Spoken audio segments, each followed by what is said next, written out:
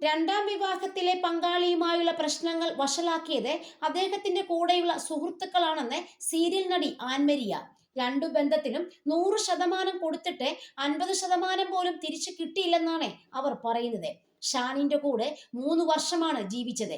ആ 3 വർഷവും ഞാൻ പെർഫെക്റ്റ് വൈഫായിരുന്നു. എന്റെ ഒരു അവിഹിതവും ഷാൻ കണ്ടുപിടിച്ചിട്ടില്ല.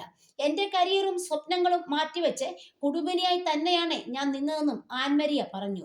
ഞാനും ഷാനും തമ്മിൽ പ്രശ്നങ്ങൾ ഉണ്ടായ സമയത്തെ ഷാനിന്റെ കൂടെയുള്ള സുഹൃത്തുക്കളാണ് പ്രശ്നങ്ങൾ ഇത്രയും വഷളാക്കിയത്.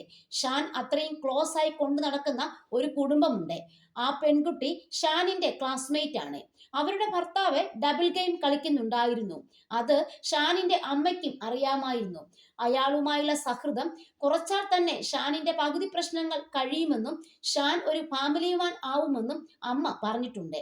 ഷാൻ ഒരു ഫാമിലി മാൻ ആവാത്തതിന്റെ കാരണം അയാളാണ്. അയാൾ എന്തെല്ലാം എന്നോട് പറഞ്ഞിട്ടുണ്ടെന്ന് എനിക്കറിയാം. നേരെ തിരിച്ച് ഷാനിനോടും പറഞ്ഞിട്ടുണ്ട്, അവർ കൂട്ടിച്ചേർത്തു. എനിക്ക് ഷാനിനോട് ഒരു പരിഭവവും പരാതിയും ഇല്ല. ഇതിനകത്തെ വേറെ ആരെങ്കിലും കളിച്ചിട്ടുണ്ടെങ്കിൽ അവർക്ക് ദൈവം കൊടുക്കട്ടെ. അമ്മയ്ക്കും ഞാനും എനിക്ക് അമ്മയും മതിയെന്നാണ് മകൾ പറഞ്ഞത്. ഇനിയൊരു വിവാഹത്തെക്കുറിച്ച് ആലോചിക്കില്ല, പേടിയാണെന്ന് ആൻമരിയ വ്യക്തമാക്കി. സ്ത്രീകളെ മാത്രം എന്തുകൊണ്ടാണ് സമൂഹം കുറ്റം പറയുന്നത്? ആണുങ്ങൾക്കുമില്ലേ കുറവുകൾ? എന്തു പറഞ്ഞാലും പെണ്ണുങ്ങൾക്ക് മാത്രമാണ് കുറ്റം എന്നത് നമ്മുടെ നാട്ടിൽ മാത്രമേ ഉള്ളൂ. ആണുങ്ങൾക്ക് ഒന്നുമില്ല.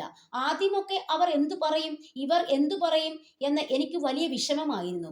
അങ്ങനെ ചിന്തിച്ച് ജീവിച്ചാൽ നമുക്ക് നമ്മുടെ ജീവിതം പോവുകയുള്ളൂ.